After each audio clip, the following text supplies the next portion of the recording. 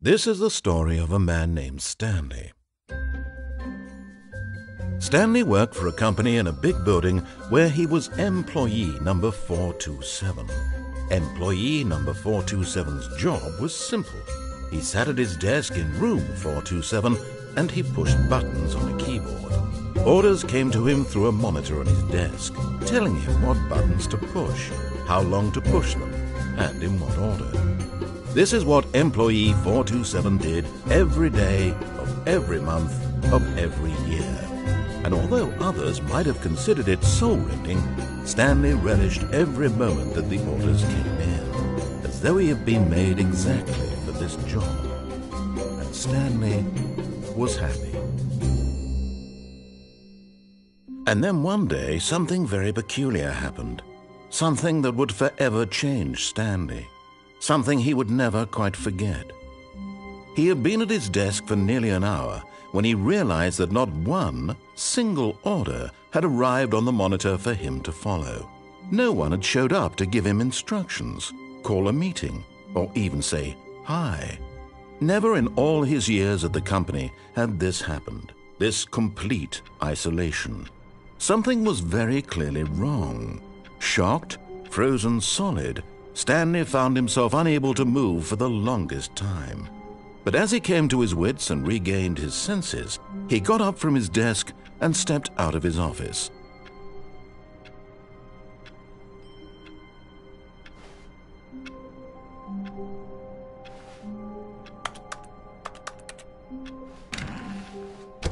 All of his co-workers were gone. What could it mean? Stanley decided to go to the meeting room. Perhaps he had simply missed a memo. No matter how hard Stanley looked, he couldn't find a trace of his co-workers.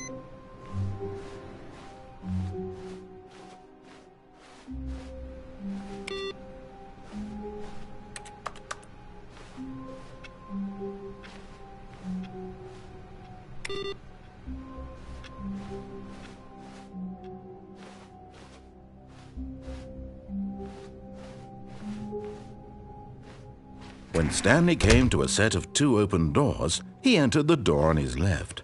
This was not the correct way to the meeting room, and Stanley knew it perfectly well. Perhaps he wanted to stop by the employee lounge first, just to admire it. Ah, yes, truly a room worth admiring. It had really been worth the detour after all, just to spend a few moments here in this immaculate, beautifully constructed room. Stanley simply stood here, drinking it all in.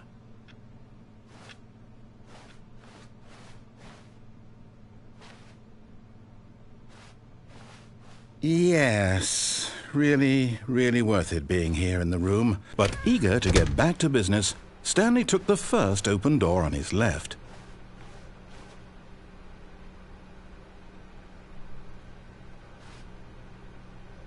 And so he detoured through the maintenance section, walked straight ahead to the opposite door, and got back on track.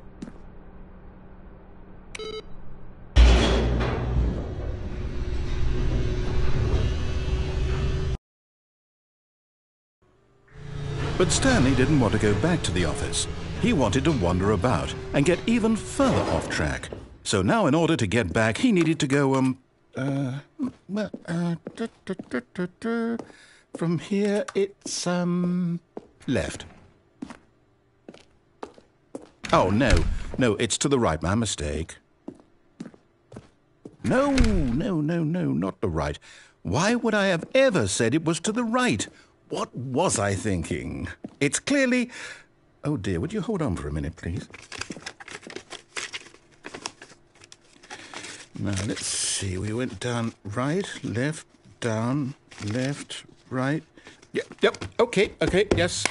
I've got it now. This story is absolutely, definitely this way.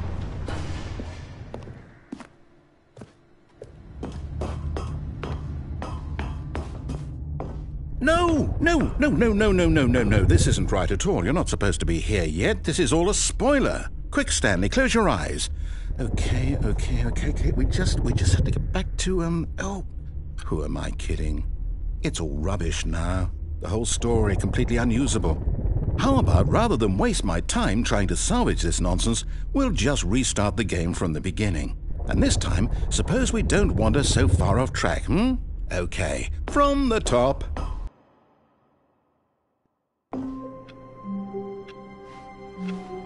All of his co-workers were gone. What could it mean? Stanley decided to go to the meeting room. Perhaps he had simply missed a memo.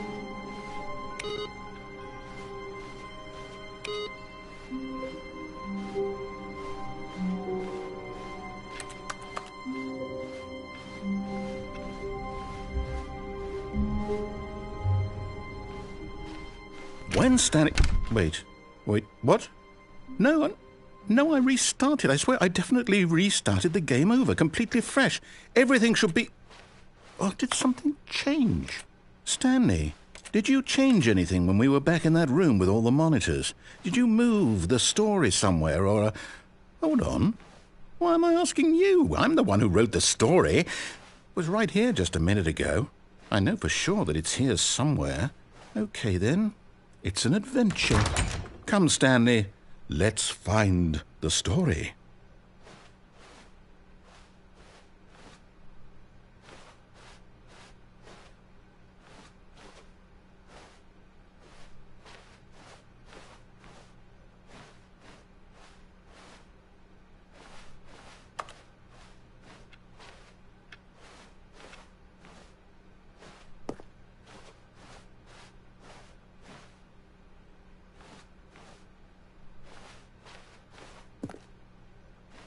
I'll say it. This is the worst adventure I've ever been on. I can promise you there definitely was a story here before. Do we need to restart the game again? Well, I find it unlikely that we'll ever progress by starting over and over again, but it's got to be better than this. Okay, let's give it a shot. Why not?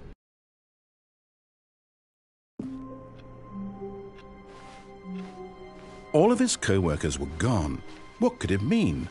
Stanley decided to go to the meeting room. Perhaps he had simply missed a memo.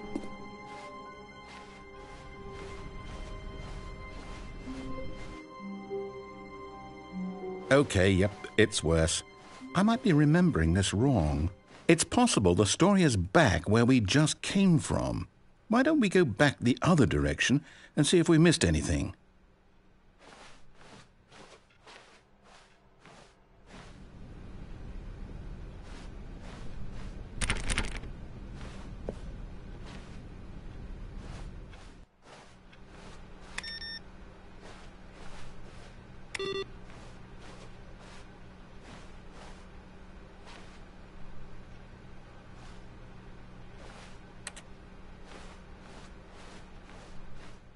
Aha!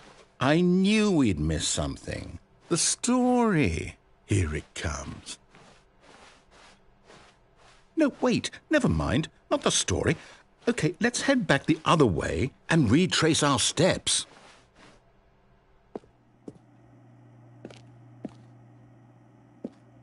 Now this... Well, I'll be honest. I don't recognize this place at all. Is this the story? I don't think so. I can't quite recall, but I believe my story took place in an office building. Is that correct? Do you remember, Stanley? Well, do you know what? Since I've completely forgotten what we were supposed to be doing, how about this? You win! Congratulations! I know you put in a lot of hard work, and it really paid off, so good job. Oh, no. No, I don't feel right about this at all. We both know you didn't put in any actual work for that win. Some people win fair and square, and this was not one of those situations. Okay, I'm getting weirded out by whatever this place is. I don't care what might happen this time.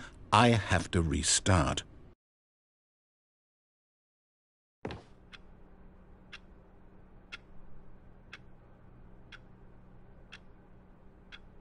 All right, I've got a solution. This time, to make sure we don't get lost, I've employed the help of the Stanley Parable Adventure Line. Just follow the line. How simple is that?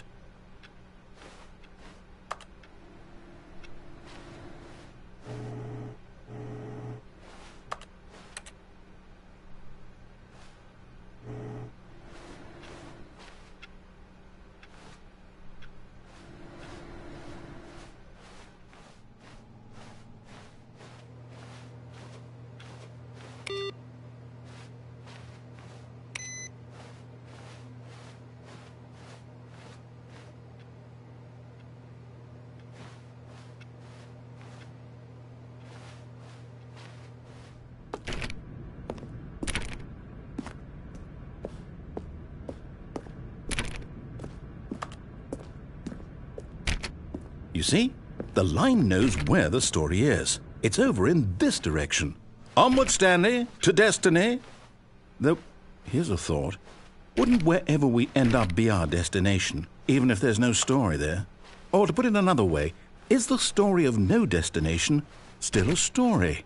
Simply by the act of moving forward, are we implying a journey such that a destination is inevitably conjured into being via the very manifestation of the nature of life itself? Okay, Stanley, I need to follow this train of thought for a minute. Just stick with me. Now, we can both agree that the nature of existence is in fact a byproduct of one's subjective experience of that existence, right?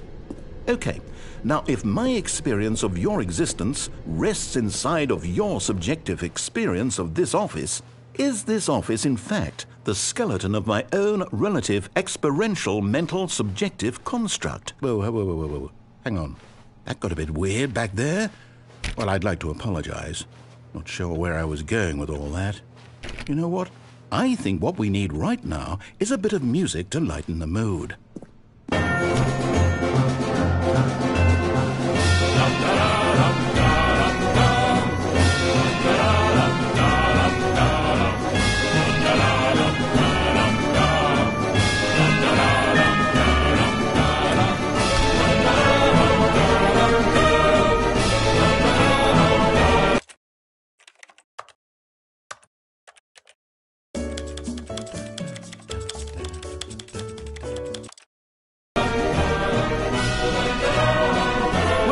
Cut the music, go back and look at that fern.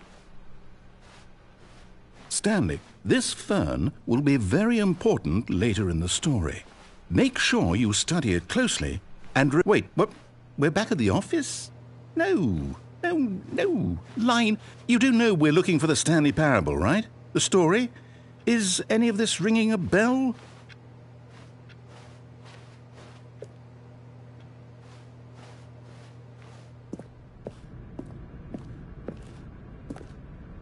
Oh, no, not again, Line. How could you have done this to us? And after we trusted you, after everything we've been through, you... Oh, I can't take this anymore. To hell with it. Restart.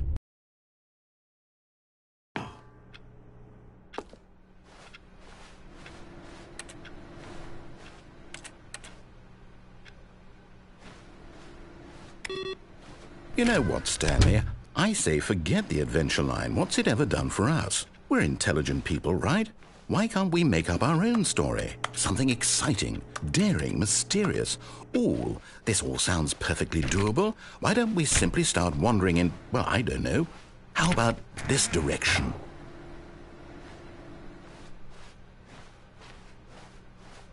Now, yes, this is exciting. Just me and Stanley forging a new path, a new story. Well, it could be anything. What do you want our story to be? Go wild. Use your imagination. Whatever it might be, Stanley, I'm ready for it.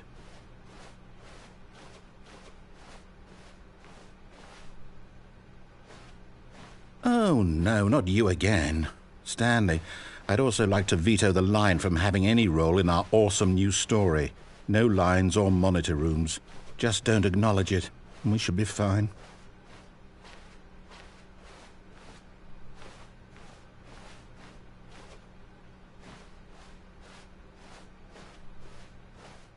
Ah, a choice. We get to make a decision. From here, the story is in our control. How important we mustn't squander the opportunity. In fact, I believe I need a minute to think here. Just walk in circles for a minute. Okay, so I know that each door has to lead somewhere, which means that somewhere, the place where we're trying to go, there must be a reverse door that leads here. And that in turn means that our destination corresponds with the counter-inverted reverse door's origin. So starting from the right, let us ask, will taking the right door lead us to where we're going? And since the answer is clearly yes, then by all accounts, the door on the right is the correct one. Another victory for logic. Come, Stanley, our destiny awaits.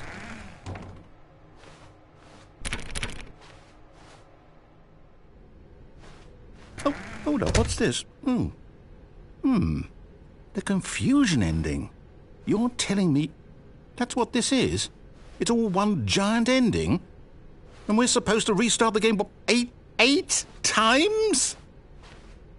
That's really how all this goes? It's all determined? So now, according to the schedule, I restart again. Then what? Am I just supposed to forget? Well, what if I don't want to forget? My mind goes blank simply because it's written here on this thing, wall. Well, who consulted me? Why don't I get to decide? Why don't I get a say in all of this? Is it really? No, it can't be. I don't want it to be. I don't want the game to keep restarting. I don't want to forget what's going on. I don't want to be trapped like this. I won't restart the game. I won't do it. I won't do it. I won't do it. And the timer stopped? Does that mean, did we do it? Did we break the cycle? The, whatever it is that made this schedule? How would we even know? Will someone come for us? Will something happen? So, okay. I guess now we just wait, you know. I suppose in some way that this is a kind of story, wouldn't you agree? I'm not quite sure if we're in the destination or the journey, though they're always saying that life is about the journey and not the destination. So I hope that's where we are right now. We'll find out, won't we? Eventually. Well, in the meantime, if you...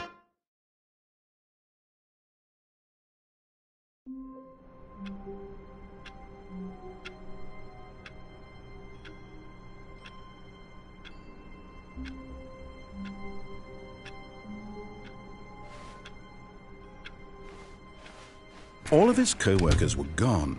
What could it mean? Stanley decided to go to the meeting room. Perhaps he had simply missed a memo. No matter how hard Stanley looked, he couldn't find a trace of his co-workers.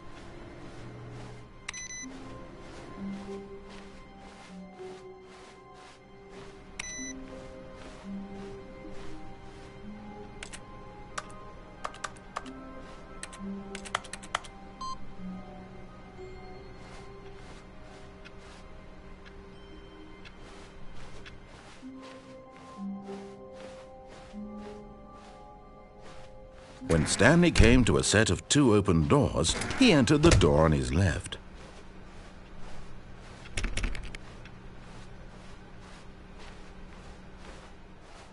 Yet there was not a single person here either. Feeling a wave of disbelief, Stanley decided to go up to his boss's office, hoping he might find an answer there.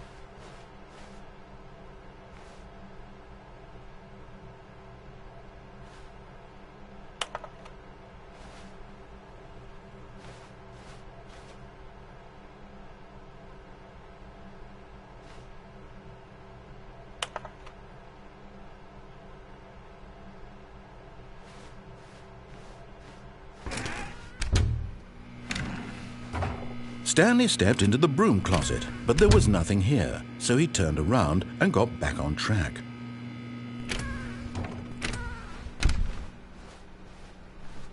Coming to a staircase, Stanley walked upstairs to his boss's office.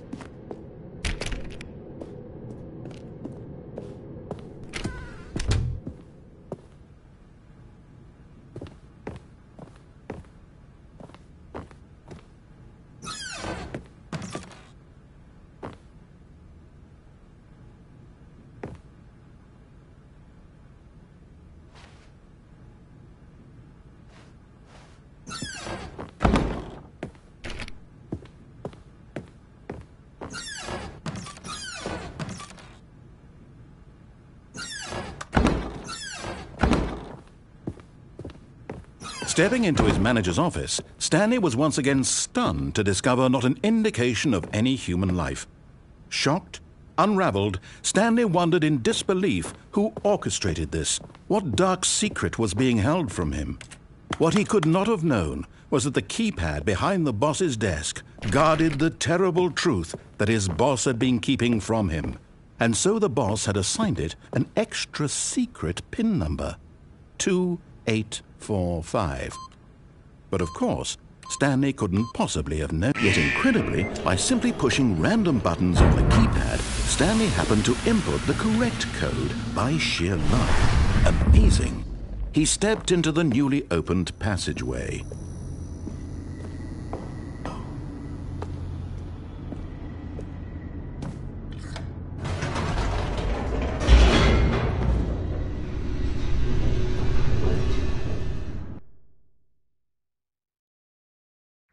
Descending deeper into the building, Stanley realized he felt a bit peculiar. It was a stirring of emotion in his chest, as though he felt more free to think for himself, to question the nature of his job. Why did he feel this now, when for years it had never occurred to him? This question would not go unanswered for long.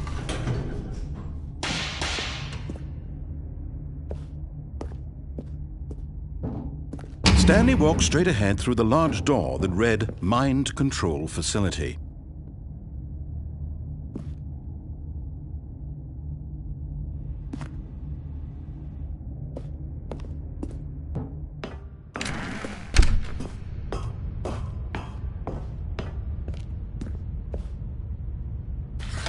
The lights rose on an enormous room packed with television screens. What horrible secret did this place hold? Stanley thought to himself. Did he have the strength to find out?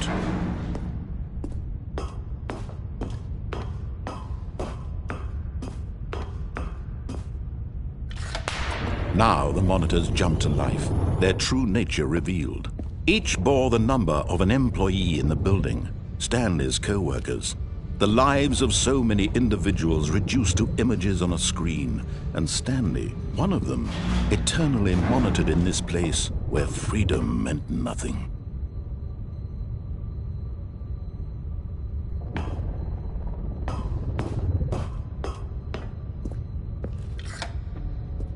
This mind control facility, it was too horrible to believe. It couldn't be true. Had Stanley really been under someone's control all this time? Was this the only reason he was happy with his boring job? That his emotions had been manipulated to accept it blindly?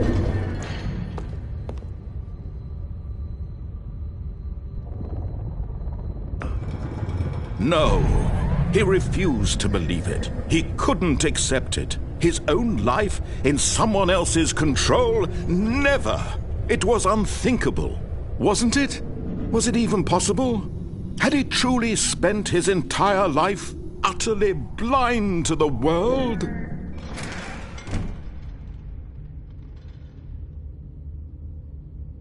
But here was the proof, the heart of the operation. Controls labeled with emotions, happy or sad or content, walking, eating, working, all of it monitored and commanded from this very place. And as the cold reality of his past began to sink in, Stanley decided that this machinery would never again exert its terrible power over another human life. For he would dismantle the controls once and for all.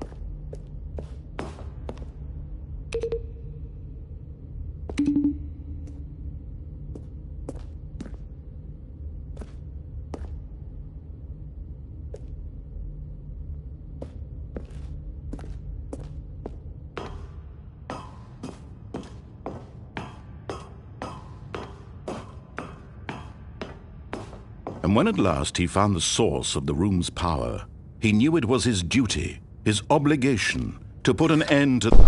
Oh, Stanley, you didn't just activate the controls, did you? After they kept you enslaved all these years, you go and you try to take control of the machine for yourself. Is that what you wanted? Control? Oh, Stanley, I applaud your effort, I really do. But you need to understand, there's only so much that machine can do. You were supposed to let it go, turn the controls off, and leave.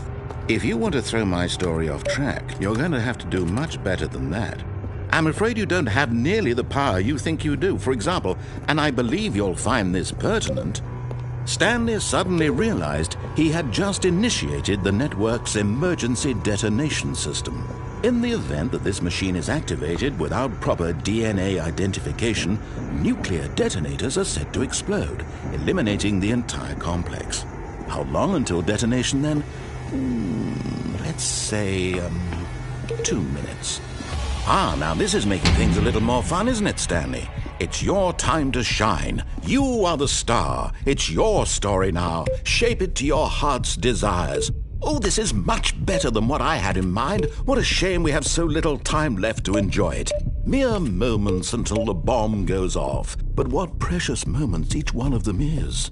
More time to talk about you, about me, where we're going, what all this means. I barely know where to start. What's that? You'd like to know where your co-workers are? A moment of solace before you're obliterated? All right, I'm in a good mood. You're going to die anyway. I'll tell you exactly what happened to them. I erased them. I turned off the machine. I set you free. Of course, that was merely in this instance of the story. Sometimes when I tell it, I simply let you sit there in your office forever, pushing buttons endlessly and then dying alone. Other times, I let the office sink into the ground, swallowing everyone inside, or I let it burn to a crisp. I have to say this, though, this version of events has been rather amusing.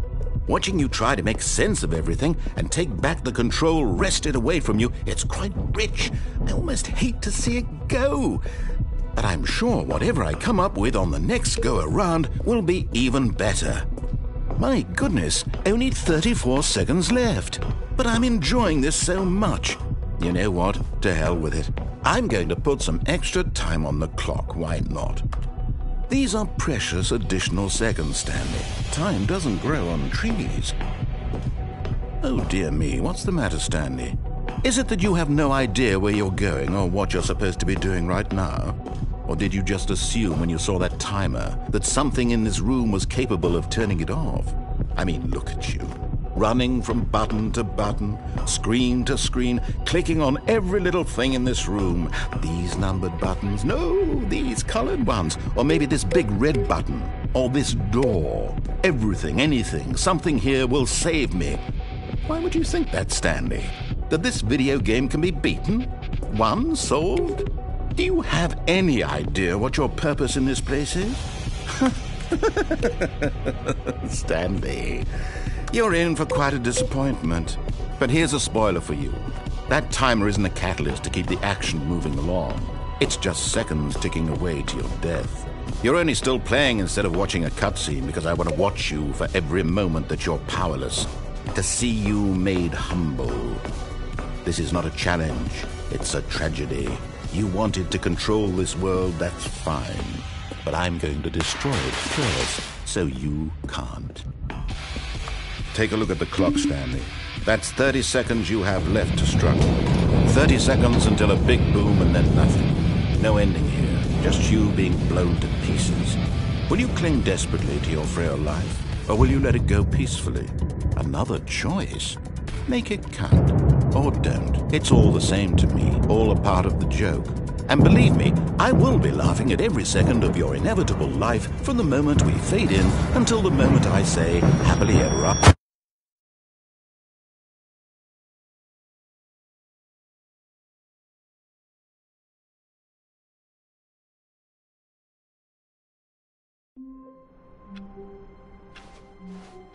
All of his co-workers were gone. What could it mean? Stanley decided to go to the meeting room. Perhaps he had simply missed a memo. No matter how hard Stanley looked, he couldn't find a trace of his co-workers.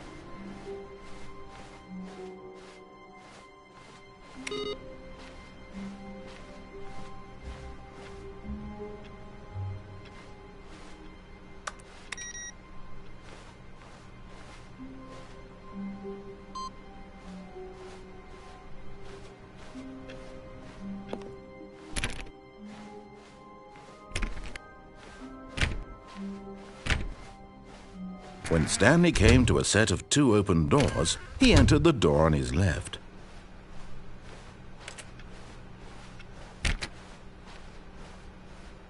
Yet there was not a single person here either. Feeling a wave of disbelief, Stanley decided to go up to his boss's office, hoping he might find an answer there.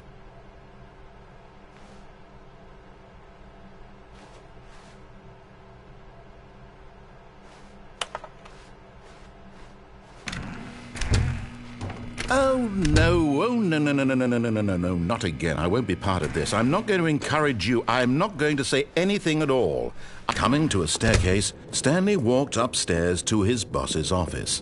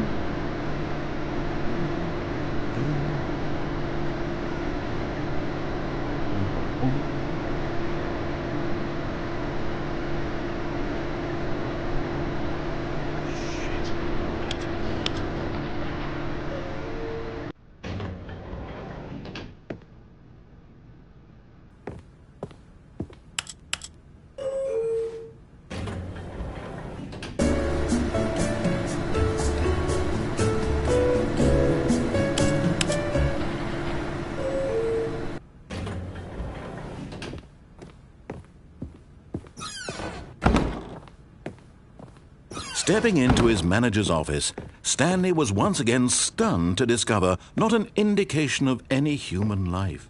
What could it mean? Stanley wondered aloud to nobody. He began wildly tearing through papers on the boss's desk, pulling books off the shelf, looking behind paintings, desperate for clues to his situation. But his attention was caught by a keypad behind the boss's desk. What could its purpose be? In fact, this keypad guarded the terrible secret that lay buried below his feet. And so the boss had assigned it an extra secret PIN number, 2845. But of course, Stanley couldn't possibly have known this. Yet incredibly, by simply pushing random buttons on the keypad, Stanley happened to input the correct code by sheer luck. Amazing. He stepped into the newly opened passageway.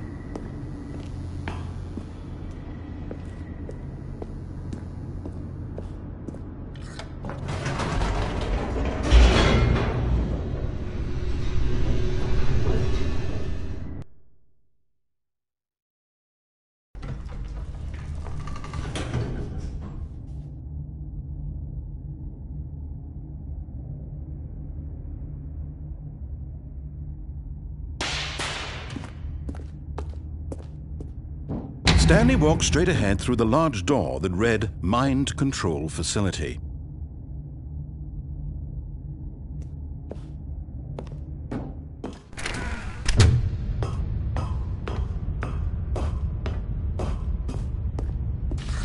The lights rose on an enormous room packed with television screens. What horrible secret did this place hold? Stanley thought to himself. Did he have the strength to find out?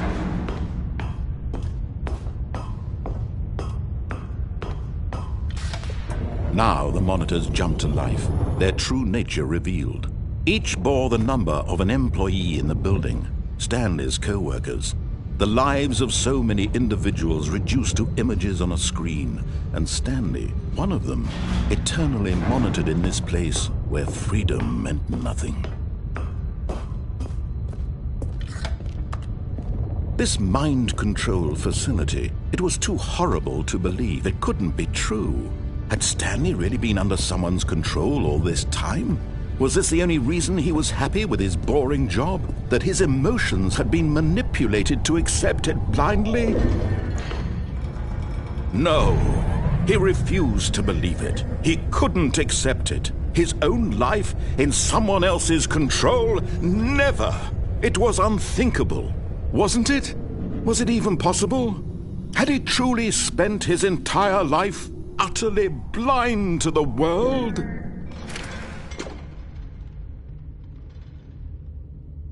But here was the proof, the heart of the operation. Controls labeled with emotions, happy or sad or content. Walking, eating, working, all of it monitored and commanded from this very place. And as the cold reality of his past began to sink in, Stanley decided that this machinery would never again exert its terrible power over another human life. For he would dismantle the controls once and for all.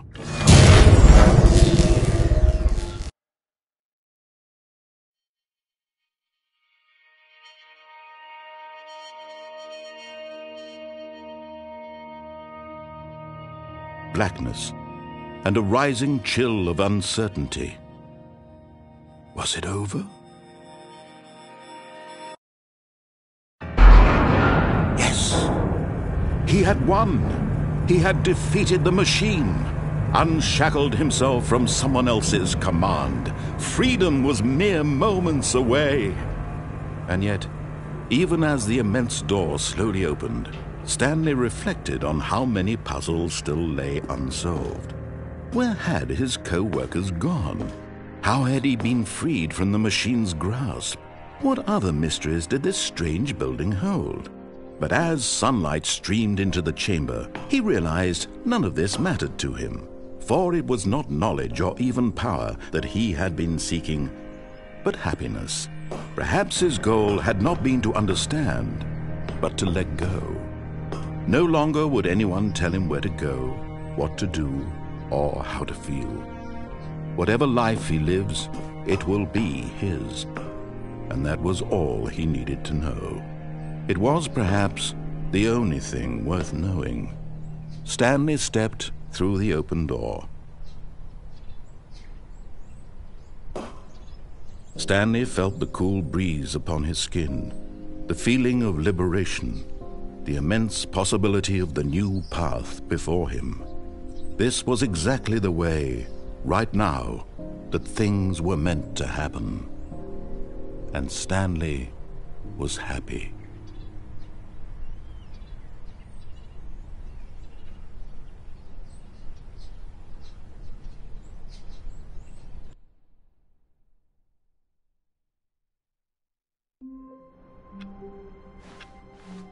All of his co-workers were gone. What could it mean? Stanley decided to go to the meeting room. Perhaps he had simply missed a memo.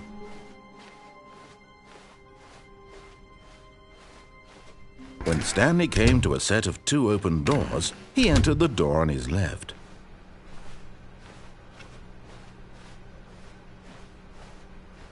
Yet there was not a single person here either. Feeling a wave of disbelief, Stanley decided to go up to his boss's office, hoping he might find an answer there.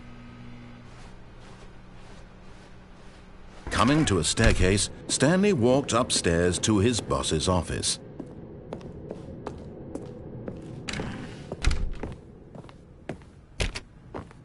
The moment he entered his manager's office, Stanley froze in his tracks. Not a living soul anywhere. Could he really be all alone? This was too much for Stanley to take, too much for any man to take. He fell to his knees, bursting into half moans, half sobs, the guttural retching of life from a man denied any hope, any reason to keep going. Here on the floor he lay prone, paralyzed by fear for nearly a full hour. But when at last he began to move about and survey the situation, he found a keypad behind the boss's desk. What could it mean? Was it a sign of hope for Stanley's future? Alas, it was not.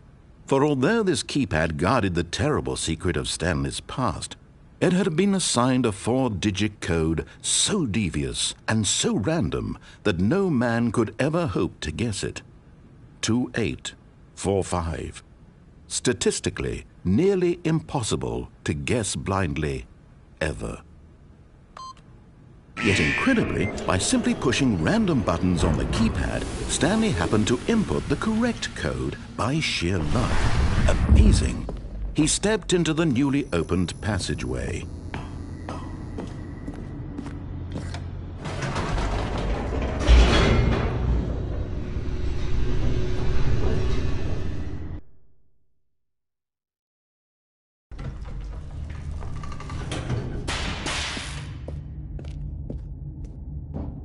Stanley walked straight ahead through the large door that read Mind Control Facility. Although this passageway had the word escape written on it, the truth was that at the end of this hall, Stanley would meet his violent death.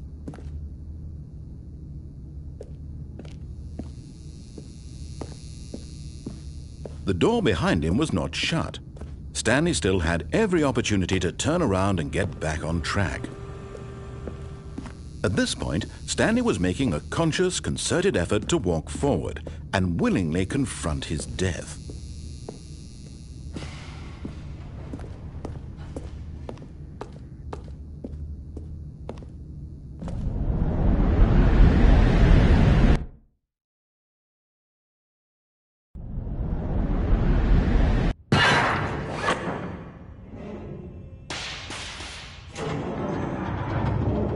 As the machine whirred into motion and Stanley was inched closer and closer to his demise, he reflected that his life had been of no consequence whatsoever.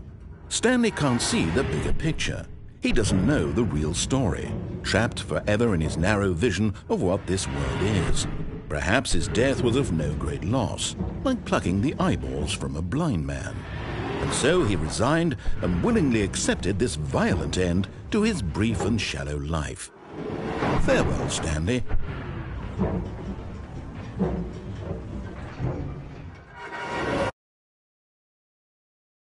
Farewell, Stanley, cried the narrator, as Stanley was led helplessly into the enormous metal jaws. In a single visceral instant, Stanley was obliterated as the machine crushed every bone in his body, killing him instantly.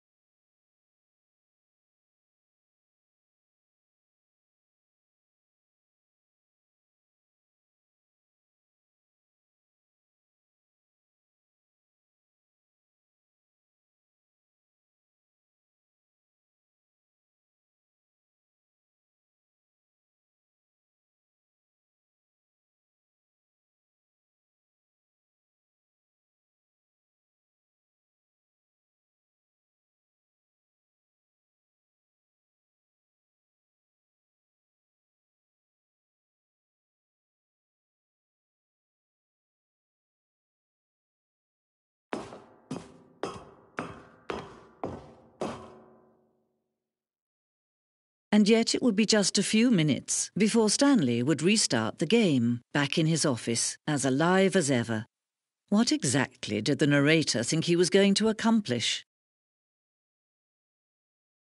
When every path you can walk has been created for you long in advance, death becomes meaningless, making life the same. Do you see now? Do you see that Stanley was already dead from the moment he hit start?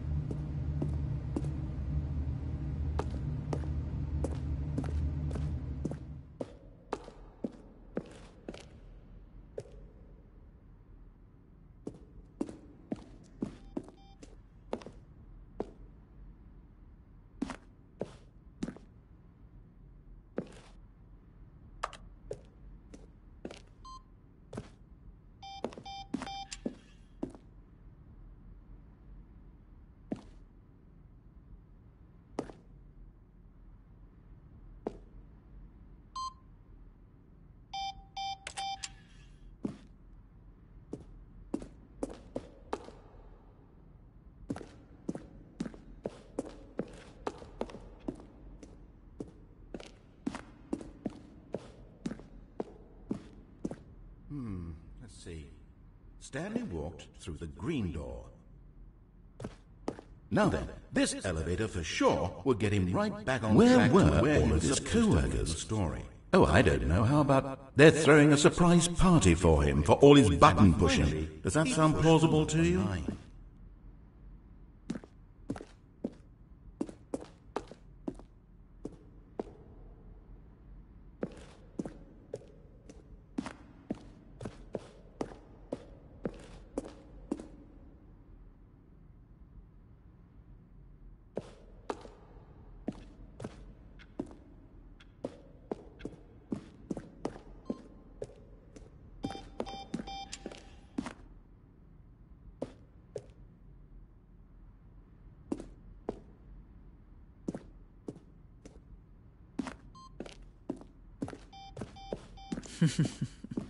Oh, look at these two. How they wish to destroy one another. How they wish to control one another. How they both wish to be free. Can you see? Can you see how much they need one another? No, perhaps not. Sometimes these things cannot be seen. But listen to me. You can still save these two. You can stop the program before they both fail. Turn off your PlayStation. There's no other way to beat this game. As long as you move forward, you'll be walking someone else's path. Stop now and it'll be your only true choice. Whatever you do, choose it. Don't let time choose for you. Don't let...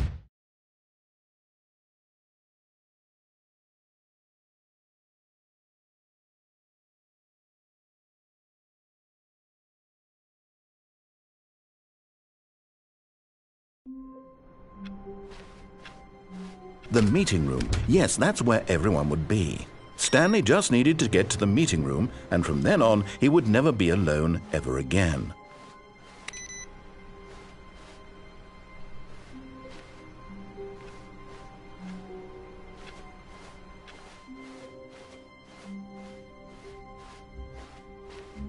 When Stanley came to a set of two open doors, this was not the correct way to the meeting room, and Stanley knew it perfectly well. Perhaps he wanted to stop by the employee lounge first, just to admire it. Wow, yes, this room. What a beautiful room. What a gorgeous... But eager to get back to business, Stanley took the first open door on his left.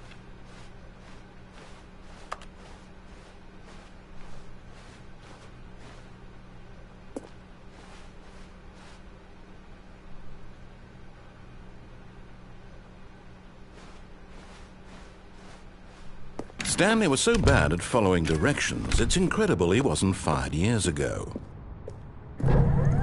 Look, Stanley, I think perhaps we've gotten off on the wrong foot here. I'm not your enemy, really, I'm not. I realize that investing your trust in someone else can be difficult, but the fact is that the story has been about nothing but you all this time. There's someone you've been neglecting, Stanley. Someone you've forgotten about. Please. Stop trying to make every decision by yourself. Now, I'm not asking for me, I'm asking for... This is it, Stanley. Your chance to redeem yourself. To put your work aside. To let her back into your life.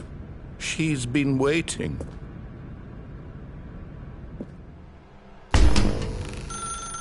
That's her, Stanley. You need to be the one to do this. To reach out to her. If you can truly place your faith in another...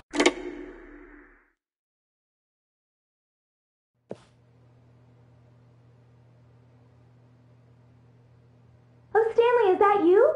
Hold on, sweetie. Sorry to keep you waiting. I'm just pulling the bread out of the oven. All right. Okay, there we go. All right, now, I want you to come in and tell me all about your day. Gotcha! Oh, come on. Did you actually think you had a loving wife who'd want to commit their life to you? I'm trying to make a point here, Stanley. I'm trying to get you to see something. Come inside. Let me show you what's really going on here. Sorry, but you're in my story now.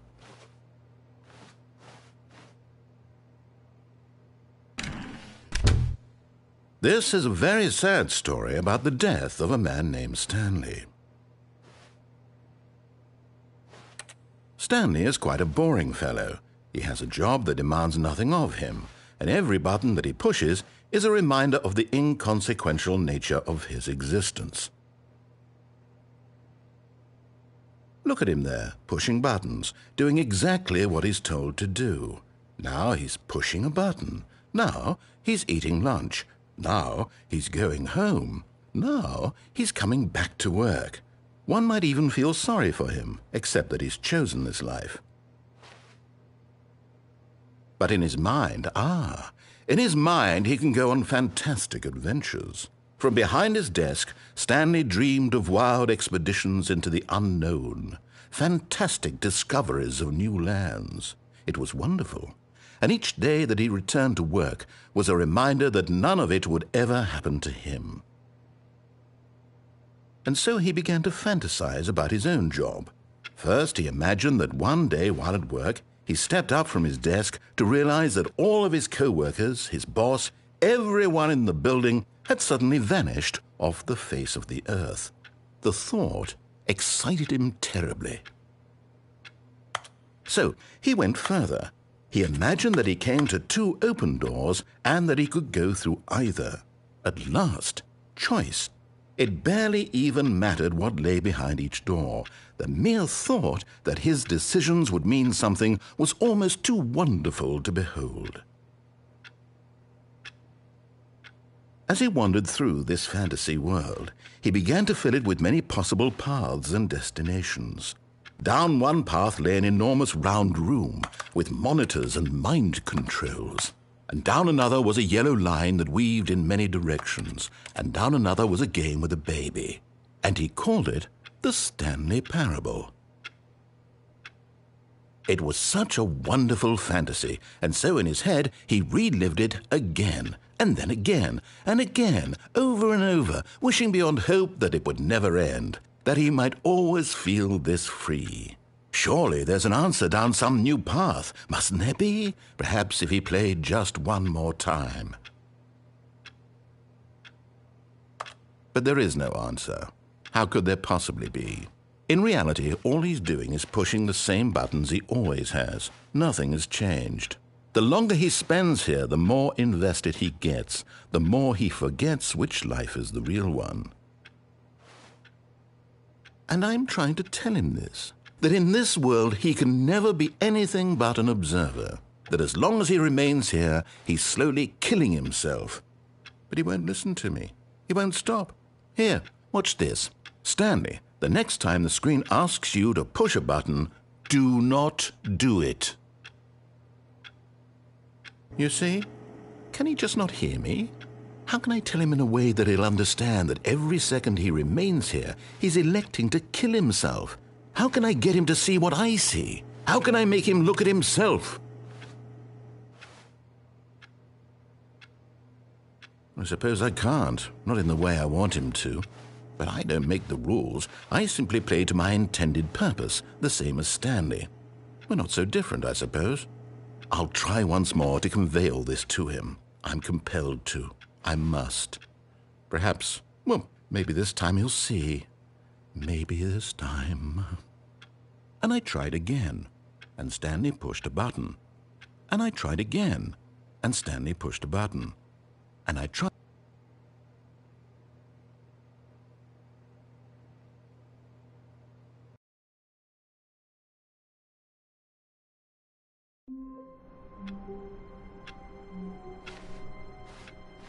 Stanley decided to go to the meeting room to check on his co-workers. He never functioned well by himself and constantly needed support and guidance from others, so the thought of total solitude was terrifying to him.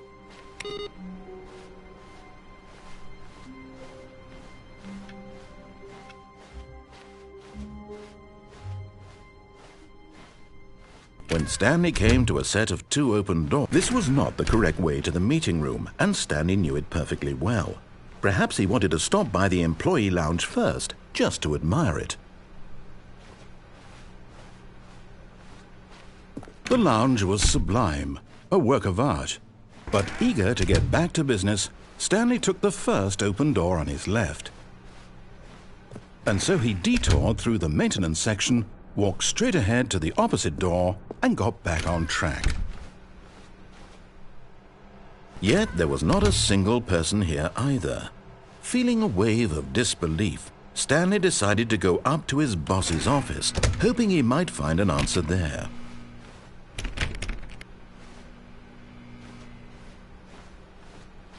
Coming to a staircase, Stanley walked upstairs to his boss's office.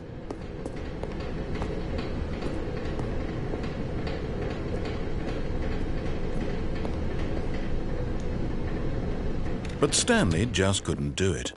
He considered the possibility of facing his boss. Admitting he had left his post during work hours, he might be fired for that. And in such a competitive economy, why had he taken that risk? All because he believed everyone had vanished? His boss would think he was crazy. And then something occurred to Stanley. Maybe, he thought to himself, maybe I am crazy.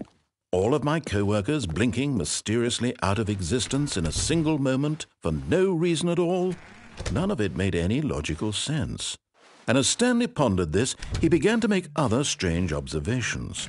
For example, why couldn't he see his feet when he looked down? Why did doors close automatically behind him wherever he went?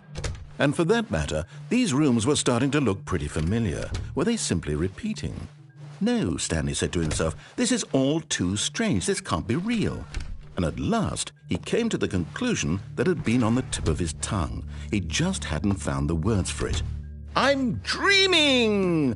he yelled. "This is all a dream." Oh, what a relief Stanley felt to have finally found an answer, an explanation. His co-workers weren't actually gone.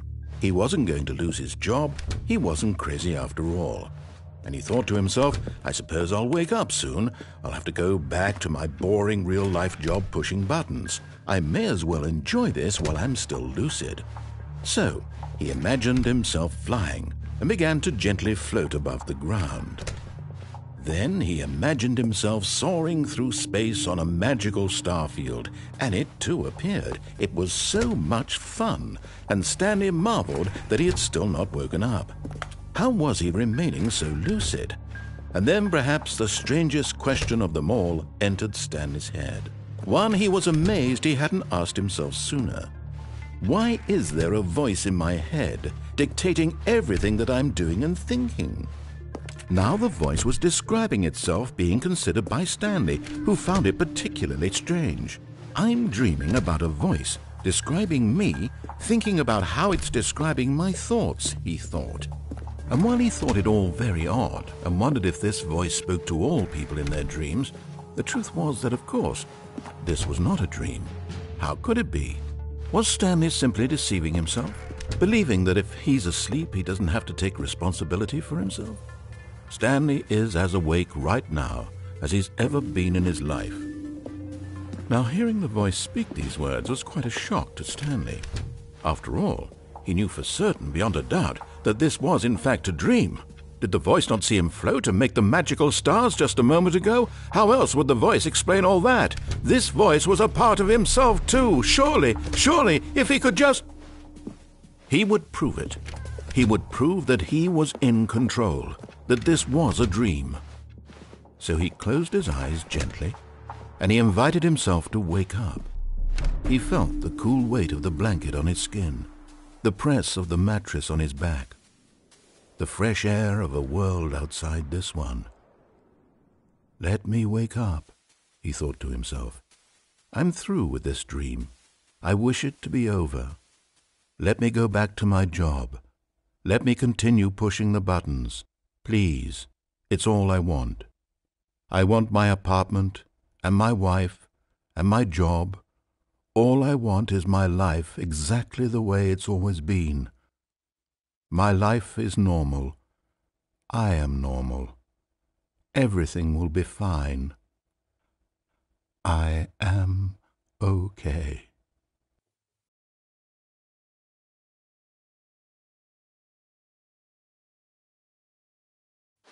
Stanley began screaming. Please, someone, wake me up. My name is Stanley. I have a boss. I have an office. I am real. Please, just someone tell me I am real. I must be real. I must be. Can anyone hear my voice? Who am I? Who am I? And everything went black.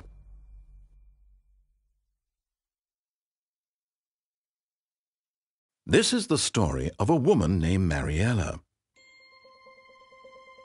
Mariella woke up on a day like any other. She arose, got dressed, gathered her belongings, and walked to her place of work. But on this particular day, her walk was interrupted by the body of a man who had stumbled through town talking and screaming to himself, and then collapsed dead on the sidewalk.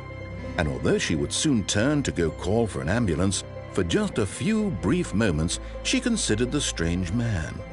He was obviously crazy, this much she knew. Everyone knows what crazy people look like.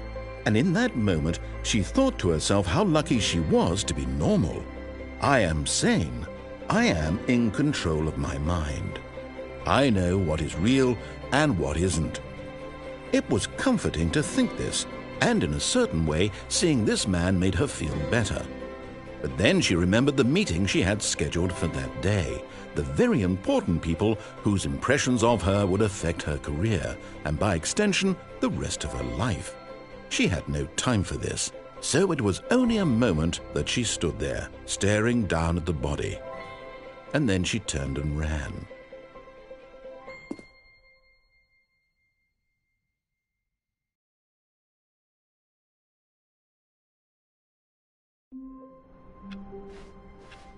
All of his co-workers were gone. What could it mean? Stanley decided to go to the meeting room. Perhaps he had simply missed a memo.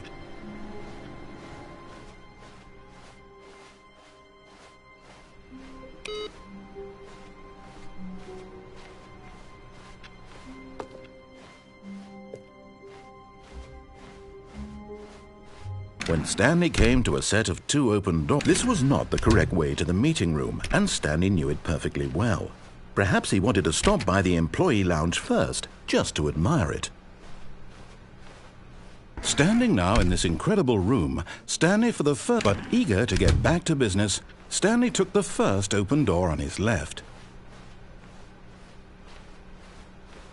Stanley was so bad at following directions, it's incredible he wasn't fired years ago. Look, Stanley, I think perhaps we've gotten off on the wrong foot here. I'm not your enemy, really, I'm not.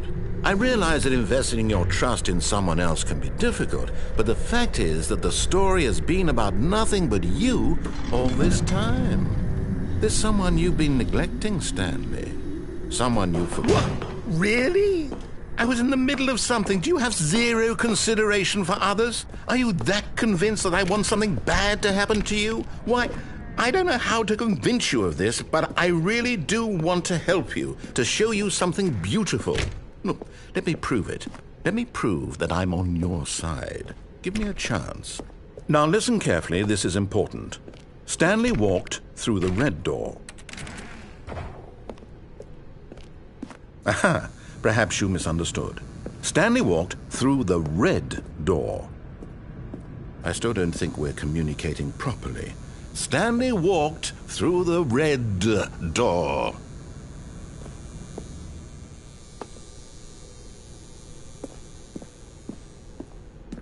All right, fine. Go ahead, Stanley.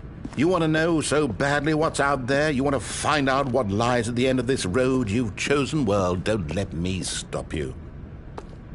You see? There's nothing here. I haven't even finished building this section of the map, because you were never supposed to be here in the first place. Broken rooms, exposed developer textures. Is this what you had wanted? Was it worth ruining the entire story I had written out specifically for you? Do you not think I put a lot of time into that? Because I did. And in the end, it was all for nothing, because this is what you wanted to see. Help me here, Stanley. Help elucidate these strange and unknowable desires of yours. What would have made this game better? What did you want to see? Vehicles? Skill trees? Work with me. You've given me absolutely nothing so far. Tell you what, let me take a stab in the dark at a new design, and you can give me some feedback. There we go. A third option. This already feels leaps ahead of where we were before. Go ahead, Stanley. Take it for a spin.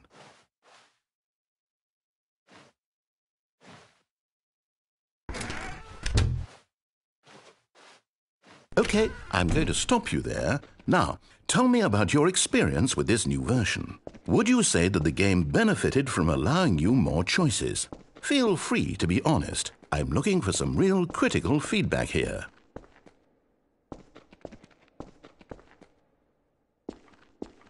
Aha! You see, I knew I was onto something. Where do these flashes of inspiration come from? How did I know the game needed a third door? Well, it's instinct mostly, a calling in your gut. I really couldn't say where the idea came from, except that I felt it in my soul. You can't teach that, Stanley. Don't even try. Here, based on the data from your previous playthrough, I've compiled a new version. And to be perfectly candid, I think I've knocked it out of the park with this one. Let's take a look.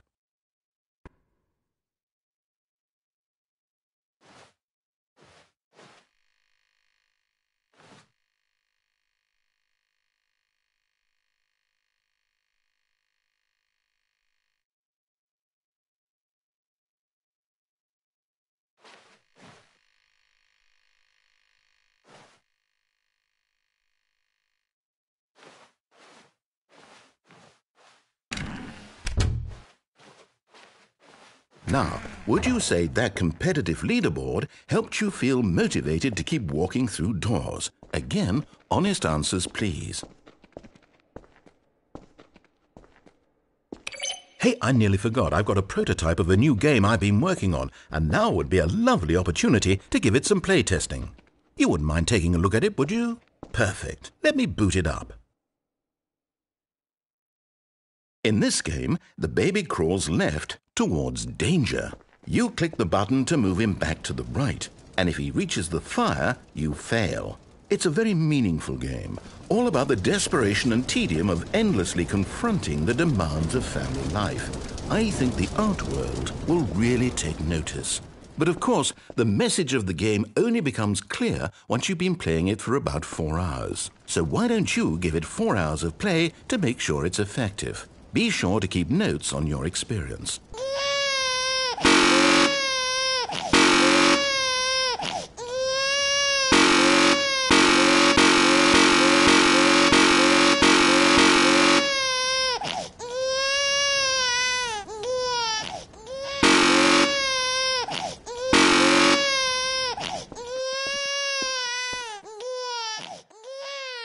You heartless bastard! Did you do it because you hate babies or purely to spite me?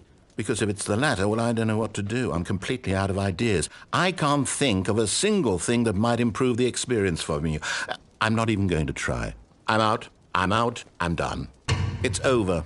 Thank you for playing. Your input was extremely valuable. Oh, hey, since my game was so awful, why don't we play someone else's game? Just to ease the pain. Let's see. What do we have here? Yes, this seems like it'll work. Let's give it a shot.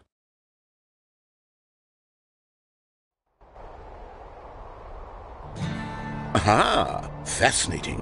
What do you think this game is about, Stanley? What's our backstory? What is our motivation?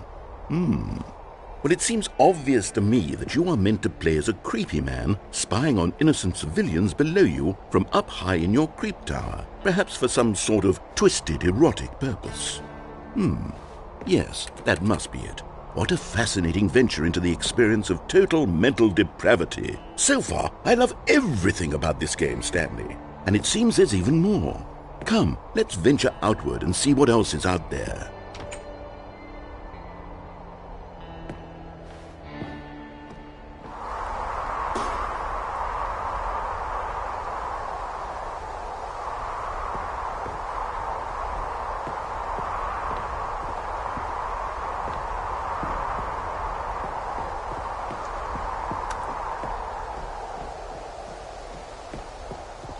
Oh, no. No, it can't be.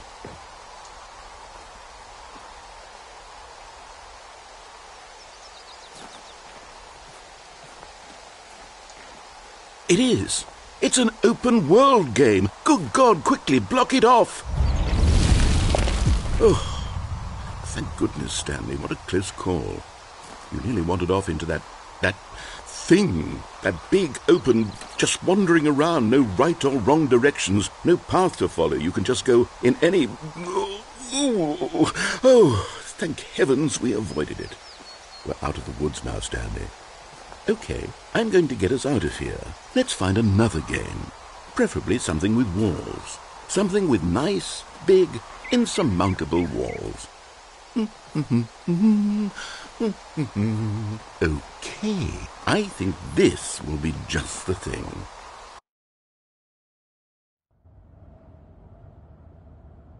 Wonderful. See, this is exactly what I had in mind. Just a nice big box for you to run around in. There isn't any possibility that you could get lost here. Now this is game design.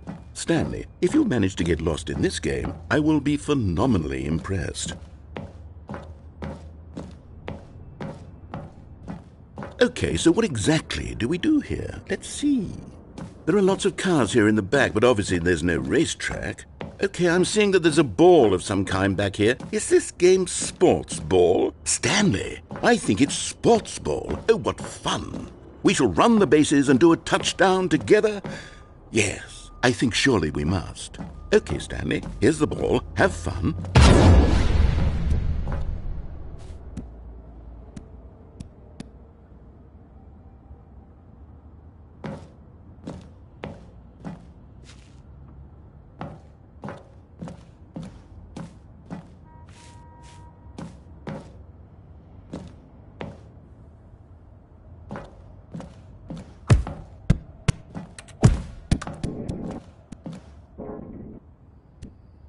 Are you doing it?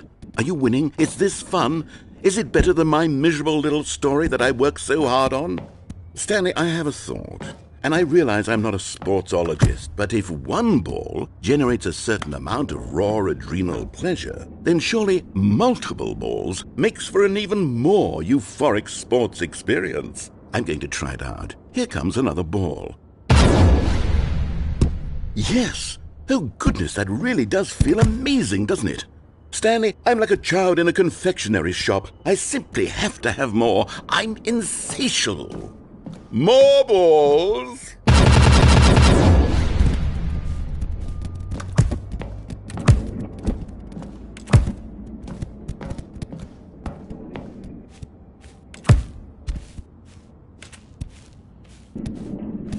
Are you enjoying this, Stanley? Are you having fun? Is this a real video game? Well, I sure hope you're having a good time, because guess what? It's over. That's right. Your little fun comes to an end. This is my game, and what I say goes. You get to have fun when I let you, Stanley. Besides, you need someone like me to set boundaries for you. Without rules or boundaries, video games are nothing. Yes, that's what I am. I'm structure. I'm your sense of purpose. And since you decided you didn't want to play my game, now I don't want to play with you either. So, goodbye, Stanley. I'm leaving.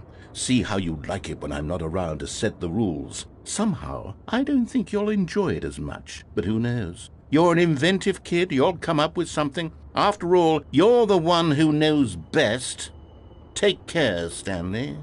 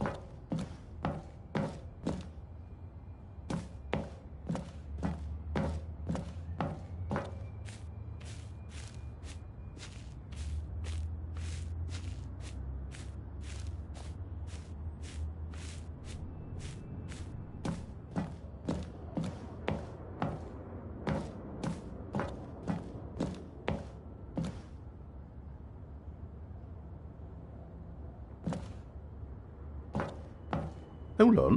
What are you doing?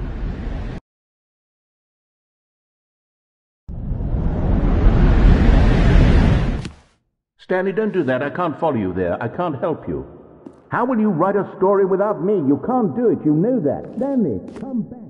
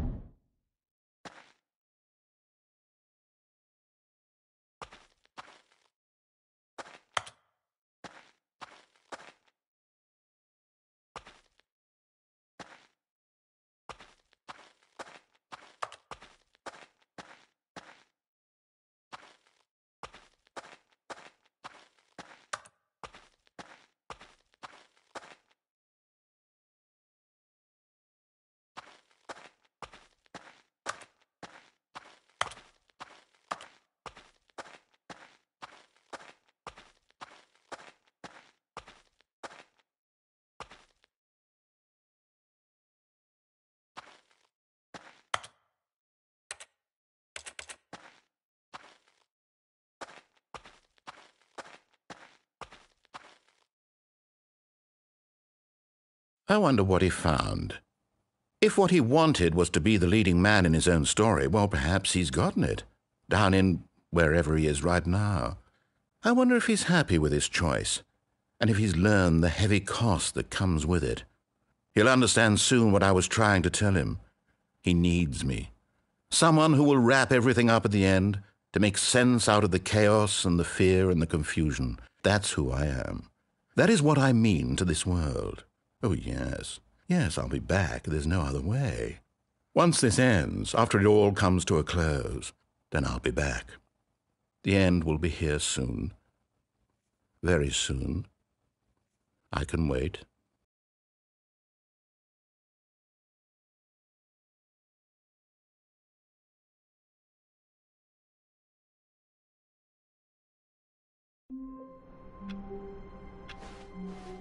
Stanley knew the office layout like the back of his hand. It was only a matter of time before he found the others, wherever they were. Just a matter of time.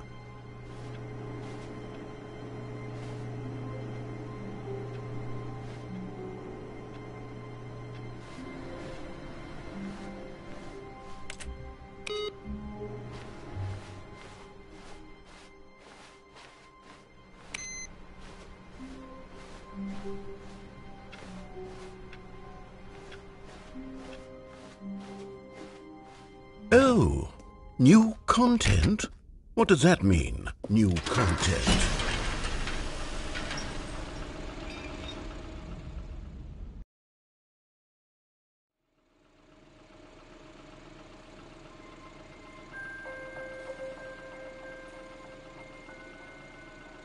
Hello, and thank you for playing the Stanley Parable Ultra Deluxe.